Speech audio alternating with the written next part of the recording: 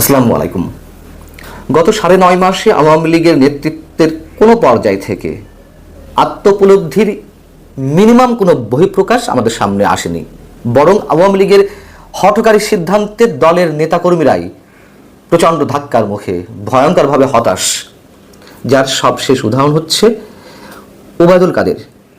এই লোকটিকে এদেশের মানুষ দীর্ঘদিন মনে রাখবে নানান কারণে, তার অতিকথন, তার ভাড়ামিপূর্ণ আচরণ।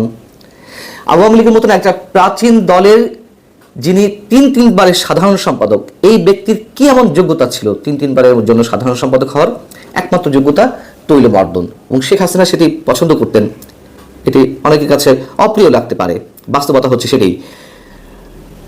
এই ব্যক্তির কারণেই তো আওয়ামী লীগের যে ভয়ঙ্কর পতন, তার অনেকাংশে দায়ী এই মানুষটি। তাকে কোথাও খুঁজে পাওয়া যাচ্ছিল না। আওয়ামী লীগ সরকারের পতনের 2 দিন আগে থেকেই তো তিনি গায়েব হয়ে গেলেন, এবং তিনি যে একটা উত্তেজনাপূর্ণ মন্তব্য করলেন, আপত্তিজনক, যে ছাত্রলীগই যথেষ্ট কোটা বিরোধী আন্দোলন বা বৈষম্য বিরোধী আন্দোলন দমনের জন্য। যখন তিনি তুমুল সমালোচনার মুখে পড়লেন, তখন থেকে তো তিনি গায়েব। সেই ব্যক্তিকে আবার কেন আওয়ামী লীগের নেতৃত্বে আনা হলো? আপনারা নিশ্চয় অনেকে খেয়াল করেছেন, আওয়ামী লীগের অফিসিয়াল যে ফেসবুক পেজ, সেই পেজে তাকে সাধারণ সম্পাদক হিসেবে উল্লেখ করে তার নামে একটি বিবৃতি এসেছে। অনেকেই আচমকা এটি গ্রহণ করতে পারলেন না, অনেকেই অবাক হয়ে গেলেন, বিস্মিত হলেন। যেই ওবায়দুল কাদের কোটা বিরোধী বা বৈষম্য বিরোধী আন্দোলন দমনের জন্য সাবেক ছাত্রলীগের নেতাকর্মীদের সমন্বয়ে একটি বৈঠক ডাকলেন, সেই বৈঠকে তিনি তোপের মুখে পড়লেন। তার কারণ দলটাকে তো একেবারে শেষ পর্যায়ে নিয়ে গিয়েছিলেন এবং শেষ করেছেন। আওয়ামী লীগের অসংখ্য ত্যাগী নেতা কর্মী তার কারণে বঞ্চিত হয়েছিলেন। সেই ওবায়দুল কাদের যখন তোপের মুখে পড়লেন, তখন বৈঠকটি হলো না, এবং এই ব্যক্তিকে 5 আগস্টের পর থেকে কোথাও খুঁজে পাওয়া যাচ্ছিল না। মাত্র কদিন আগে সম্ভবত ভারতের একটি হসপিটালের সামনে তার একটি ছবি কেউ একজন তুলেছে, সেটি প্রকাশ হলো, এবং মনে করা হচ্ছিল যে আওয়ামী লীগ রিফাইন্ড হয়ে আসবে, আওয়ামী লীগ যাদের ভালো ইমেজ রয়েছে তাদেরকে সামনে নিয়ে আসবে। অথচ আমরা অবাক বিস্ময় লক্ষ্য করলাম, তার নামে একটি বিবৃতি এলো। শোনা যাচ্ছিল যে শেখ হাসিনা, তার সাথে তো কেউ যোগাযোগ করতেই পারছে না, এমনকি তিনি যেভাবে এই মেসেজটি পৌঁছে দেওয়ার চেষ্টা করেছেন যে ওবায়দুল কাদের যেন কোনোভাবে তার সঙ্গে দেখা করার সুযোগ না পান। এমনকি এও শোনা যাচ্ছিল যে আওয়ামী লীগের মধ্যে যারা বিতর্কিত, যারা চরম দুর্নীতিবাজ, লুটেরা, গুম খুনের সঙ্গে জড়িত, সেই ব্যক্তিদের তালিকা করা হচ্ছে, এবং শেখ পরিবারের যারা নিজেদেরকে রাজন্য ব্যক্তি মনে করতেন, অঢেল ক্ষমতার অধিকারী ছিলেন, তাদেরকে সহ আর অন্যান্যদের নিয়ে যারা দুর্নীতিবাজ বা তুমুল বিতর্কিত, তাদের একটা তালিকা করা হচ্ছে, এদেরকে বাদ দেওয়া হবে, নানাভাবে শোনা যাচ্ছিল।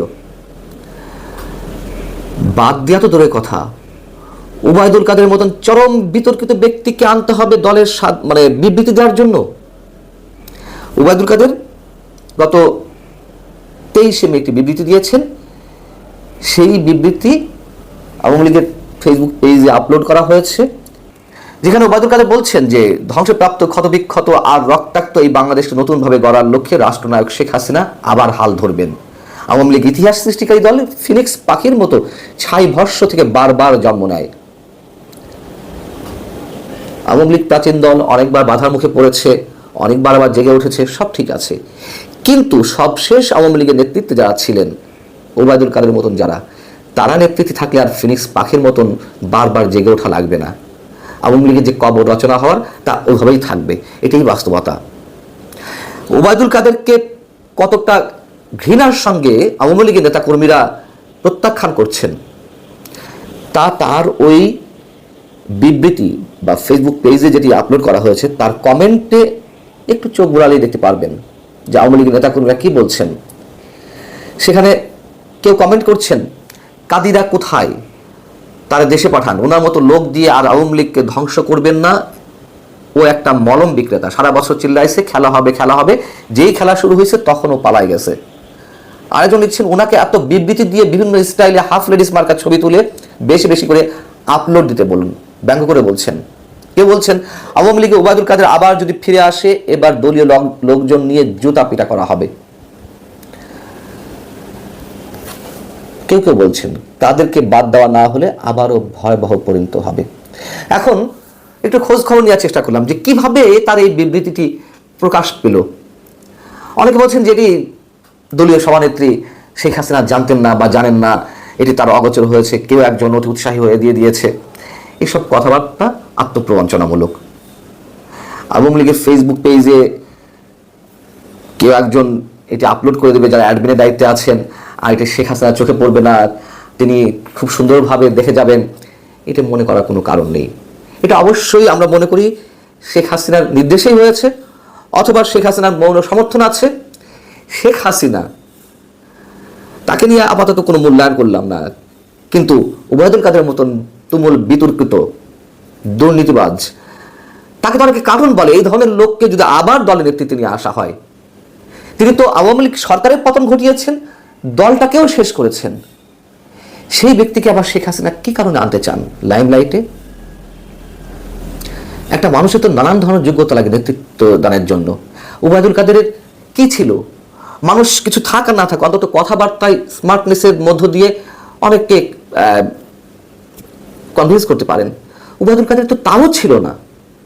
তারপরেও এই ব্যক্তি একাধিকবার তিনি দলের সাধারণ সম্পাদক হয়েছেন আওয়ামী লীগের মতন একটা প্রাচীন দলের। ভুল করছে আওয়ামী লীগ। সাধারণ মানুষের কাছে গ্রহণযোগ্যতা অর্জন করবে কি, বরং তাদের বিভিন্ন হঠকারী সিদ্ধান্তে ছিটকে পড়বে, এটাই বাস্তবতা। আওয়ামী লীগের জনপ্রিয়তা বাড়ছে যদি কেউ বলেন, সেটি বাড়ছে একমাত্র যেটি আমি আরও 8.5 মাস আগে বলে রেখেছিলাম, 5 আগস্টের সপ্তাহ দুয়েক পরেই। বৈষম্যবিরোধী ছাত্র আন্দোলনের নেতাকর্মীরা যেসব অপকর্ম করছে বা বিএনপি এখনকার যে চাঁদাবাজি, সেই জায়গা থেকে আওয়ামী লীগের প্রতি মানুষের সফট কর্নারের জায়গাটি বাড়ছে। এছাড়া আওয়ামী লীগ এই মুহূর্তে এমন কোনো ধরনের কাজ করেনি যাতে তার জনপ্রিয়তা বাড়বে। ভালো থাকুন সবাই, আল্লাহ হাফিজ।